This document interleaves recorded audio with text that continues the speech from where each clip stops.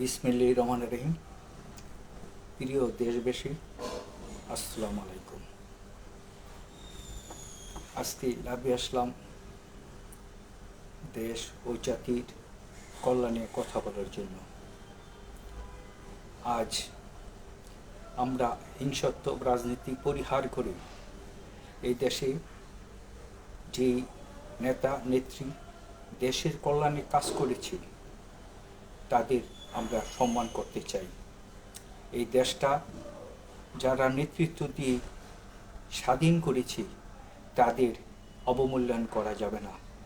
আজকে আমি সব রাজনৈতিক দলকে বলবো, যার যার ক্ষেত্রে যেই নেতা দেশ ও জাতির কল্যাণে কাজ করেছে তাকে অবশ্যই সম্মান করতে হবে। কারণ মত এবং পথ ভিন্ন থাকতে পারে, মতপার্থক্য থাকতে পারে, তাই বলল যে জাতির নেতা জাতির জন্য কাজ করেছে সে নেতাকে অবশ্যই সম্মান ও শ্রদ্ধা করতে হবে। আমি শ্রদ্ধা বলে আজকে স্মরণ করি শেখ মুজিবুর রহমানকে, যিনি আজ 15ই আগস্ট নিহত হয়েছিলেন। তার প্রতি শ্রদ্ধা ও সম্মান জানাই। আমরা যেই রাজনীতি করি না কেন, আমরা দেশের ইতিহাস ঐতিহ্য আমরা নষ্ট করব না। যেই জাতি তার ইতিহাস ঐতিহ্য রক্ষা না করবে সেই জাতি কোনোদিন উন্নত হতে পারে না। প্রিয় দেশবাসী, আমি অকৃতজ্ঞ লোক নই। আমি মনে করি যে জাতি তার শ্রেষ্ঠ সন্তানকে সম্মান না করবে সেই জাতি কোনোদিন উন্নত হতে পারে না। আমি শ্রদ্ধা করি, আমি বাংলাদেশ উন্নয়ন পার্টির সভাপতি ও ভাসানী মঞ্চের সদস্য সচিব হিসাবে আমি শ্রদ্ধা করি আজকে 15 আগস্ট বঙ্গবন্ধু শেখ মুজিবুর রহমানের মৃত্যুবার্ষিকীতে তার বিদ্রোহী আত্মার মাগফিরাত কামনা করি। প্রিয় দেশবাসী, যে জাতি তার শ্রেষ্ঠ সন্তানকে সম্মান না করবে সেই জাতি কোনোদিন উন্নত হতে পারে না। আমাদের মত ও পথ ভিন্ন হতে পারে, কিন্তু যে লোক দেশ ও জাতির কল্যাণে কাজ করবে তাকে অবশ্যই আমরা শ্রদ্ধা বলে স্মরণ করব।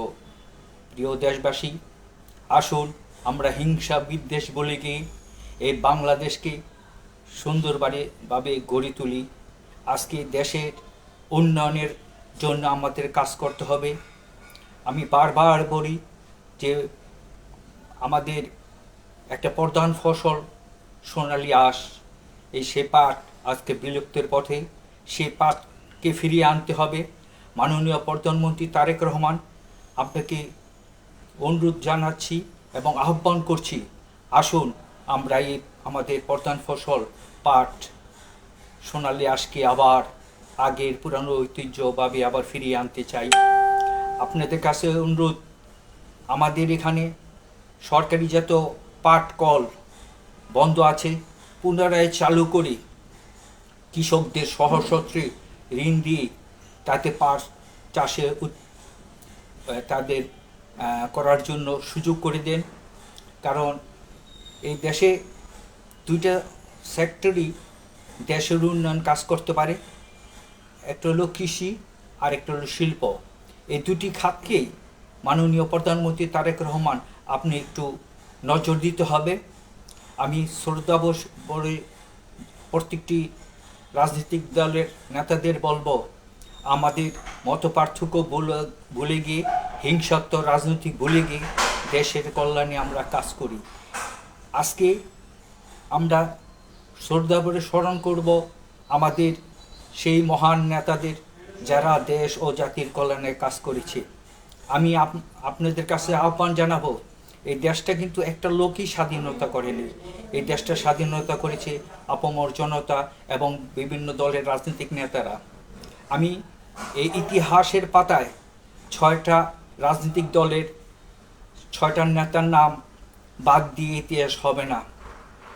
6টি লোকের নাম আমি ইতিহাসের পাতায় আমরা রাখতে চাই।